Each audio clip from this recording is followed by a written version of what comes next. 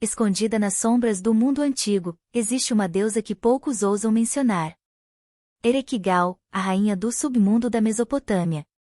Enquanto sua irmã Inanna brilhava como a estrela da manhã, símbolo da beleza e do amor, Erequigal governava a escuridão, cercada pelos mortos, fria e implacável. Mas quem era essa deusa esquecida? Como ela se tornou a senhora do Ukur, a terra dos mortos? E qual era o verdadeiro motivo de sua rivalidade com Inanna? Hoje, vamos mergulhar nas profundezas do submundo mesopotâmico e revelar uma história que poucos conhecem. A origem sombria de Erequigal. Nas lendas sumérias, Erequigal não começou como uma divindade temida, mas sim como uma vítima. Dizem que, nos primórdios dos tempos, ela foi levada à força para o submundo por forças misteriosas.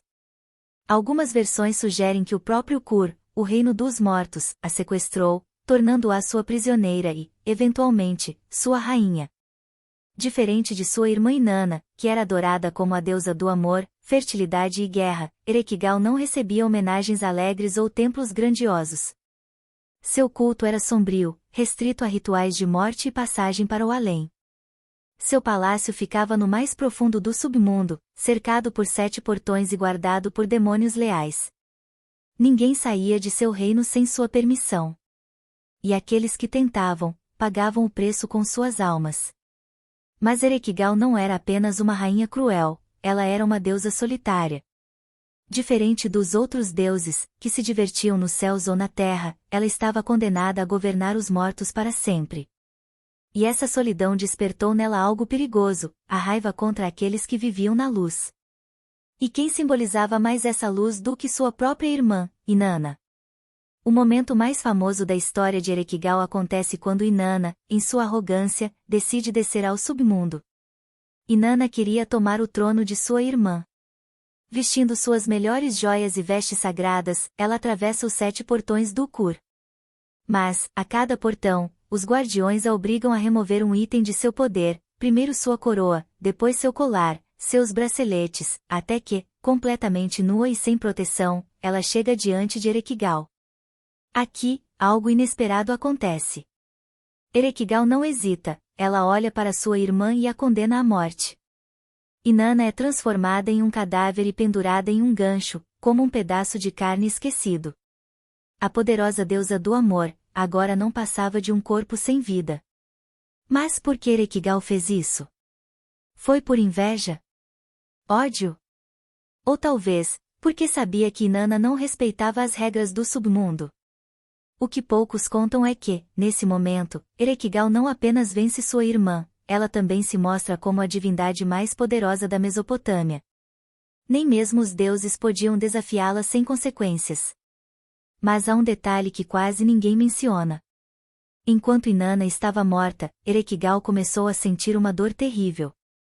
Nos textos antigos, está escrito que ela gritava como uma mulher em trabalho de parto, mas por quê? Alguns acreditam que esse grito era um sinal de um poder muito maior, um momento em que o equilíbrio entre os deuses e os mortos estava em risco. Na verdade, essa dor pode ter sido o preço de matar Inanna. O submundo exigia equilíbrio, e matar uma deusa viva causou uma ruptura entre os reinos. Com Inanna morta, o ciclo de vida e morte estava quebrado. Isso fez com que os outros deuses se movessem para trazê-la de volta. Erequigal foi obrigada a permitir que Inanna fosse ressuscitada, mas não sem um preço. Para sair do submundo, Inanna teve que oferecer alguém em seu lugar, e foi assim que seu amante, Dumuzid, acabou sendo arrastado para o reino dos mortos.